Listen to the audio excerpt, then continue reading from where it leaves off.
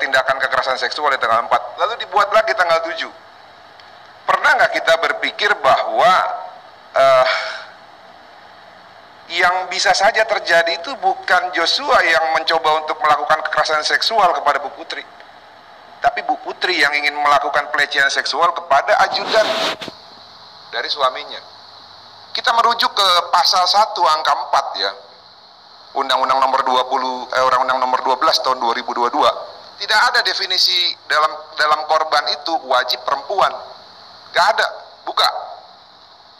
Korban bisa siapa saja, bahkan laki-laki pun bisa dilecehkan secara seksual. Nah, sekarang yang bisa menjamin bahwa Joshua ini pelaku atau Joshua ini korban siapa?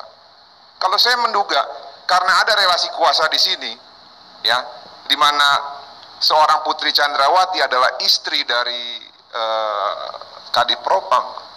Dugaan keras justru yang mau diperkosa itu adalah Joshua, bukan. Relasi kuasa. Sebentar. Bisa jadi Joshua malahan yang dilecehkan oleh Bu Putri. Dijawab dulu. Ya, sebentar. Karena fakta-faktanya banyak. Tidak ada orang yang mau tersebut. Sebentar. Tidak ada orang yang mau dilakukan kekerasan seksual justru memanggil pelakunya untuk bertemu tatap muka. Kalau dalam berkas perkara ada fakta yang dihilangkan dari pernyataan tadi. Fakta yang mana? Fakta yang dihilangkan adalah misalnya ketika Bu Putri lagi tidur di ruang tamu dan kemudian J mencoba untuk menggendong Bu Putri ke atas dan kemudian Bu Putri menolak. Tidak hanya satu saksi yang melihat itu. Saya pikir saksi-saksi lain kalau kita lihat di berkas itu sebenarnya harus terjadi. Jelas siapa saksinya.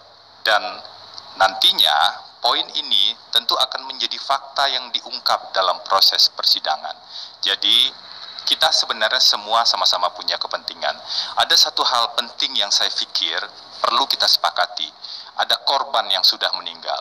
Pelakunya harus ditemukan. Itu benar. Tapi siapa yang melakukan ini dan kenapa itu dilakukan, itu perlu kita gali secara objektif dari fakta-fakta yang ada. Jangan dipotong peristiwa tanggal 4. Jangan dipotong peristiwa tanggal 7, jangan dipotong peristiwa tanggal 8. Ini kewajiban kita semua sebagai advokat, juga kewajiban kita untuk jangan juga secara dipotong objektif. dengan menghilangkan alat-alat bukti. Itu juga penting. Terkait dengan penghilangan alat bukti, itu sudah diakui oleh klien kami. Makanya disebut sebagai fase skenario.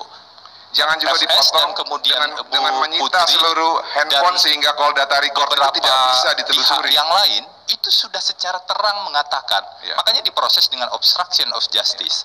Kita tidak akan pernah bisa menemukan kebenaran di sini kalau pikiran kita sudah tidak adil dan mencampur adukan antara fakta skenario dengan fakta yang sebenarnya. Kita kembali ke perkara ini secara seadil-adil karena awalnya. Sebentar, tadi Bang Martin menyatakan soal kalau memang betul telah terjadi pelecehan seksual terhadap Putri, ada pengakuan dari Bribka RR mengaku diminta Putri untuk memanggil Joshua setelah dirinya melihat ada suasana tidak enak antara Kuat dan Joshua. Apakah betul Putri masih berkomunikasi dengan Joshua pasca pelecehan seksual itu?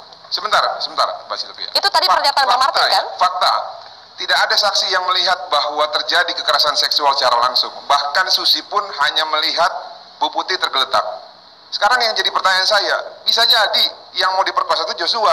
Karena gini loh, sorry to say ya, Bu Putri udah tua.